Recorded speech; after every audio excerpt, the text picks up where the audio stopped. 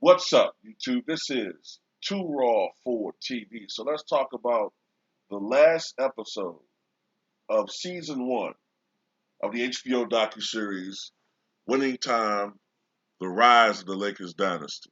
All right, aired Sunday night, last night at 9 p.m. And before I go into this, I want to say that it's been a great first season. I love this series, and it has really caught fire. I saw that the 10th episode has seen a 73% increase since the first episode of viewership, and it is a smashing success despite some of the criticisms from the actual players and coaches who were there for it. Um, I get some people's, trepidations about this show, but I have to say that, look, anybody who's young, let me say this. You have to look at shows like this with a grain of salt as far as truth. There's a lot of dramatic license being taken with these shows.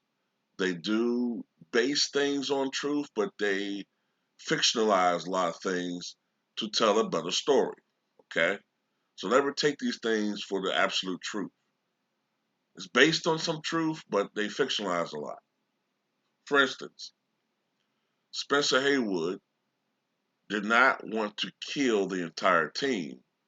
His beef was with Paul Westhead. He did want Paul Westhead dead for a period of time after he was cut from the team. Um, I believe he was cut after game three of the NBA Finals because of his drug use. He was not thinking clearly. He was clearly inebriated, clearly on drugs, clearly on high on cocaine. He had grown psychotic on cocaine, on cocaine, but he did. He went to a gangster. Okay, he went to a gangster that he knew of, and they were going to tamper with Paul Westhead's brakes. Uh, I think he said that his mother talked him out doing that. Also, it was not Magic Johnson's idea to start at center. It was Paul Westhead's. And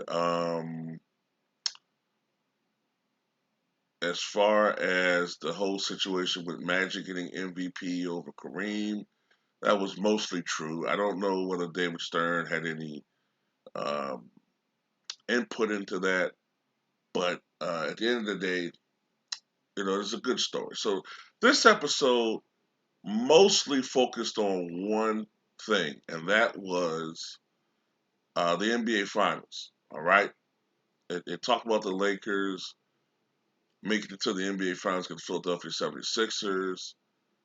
It was showing Kareem carrying the team until he hurt his foot. All right, Kareem hurt his foot badly. Uh, he finished the game, which was Game Five, but he was done after that. He was able to play on adrenaline, but after that, he had to shut it down. Um, and most people, most sports analysts, most people who follow sports thought that the Lakers had no shot without Kareem. Kareem was the league MVP that year, and without Kareem Abdul-Jabbar, most people made the assumption that look, without Kareem, Philly's big men, who at that time were Caldwell Jones and Daryl Dawkins, would be too much, and that the Lakers were not going to be able to win on the road in Philly. And then in games, excuse me, in Game Seven, without Kareem Abdul-Jabbar, Philly was probably going to win on the road and win a title. Of course, as we all know now, Kareem Abdul-Jabbar played at center in Game Six, wound up playing in all five positions during the game, scored 42 points, grabbed 15 rebounds, just 7 assists, and led the Lakers to a victory in their first championship in some 8 years. and the first of what will be 5 championships during the 1980s. Now, the game was drawn out, and protracted for the entire episode. And this is a really good episode. It also showed Kareem Abdul-Jabbar having a confrontation with Spencer Haywood. Spencer Haywood was in a really dark place mentally, and great acting job. I think the actor's name is C. Wood, portraying Spencer Haywood. Um, I like the fact that it humanizes Spencer Haywood. It didn't just show him as this brutish crackhead. This is a guy that was really battling. He was truly battling something that is one of the most insidious addictions that you can have, and it ruins families, it ruins people, ruins lives. And it was running rampant in the NBA at that time, and it would get worse until David Stern was commissioner, and they really had to crack down on it, man.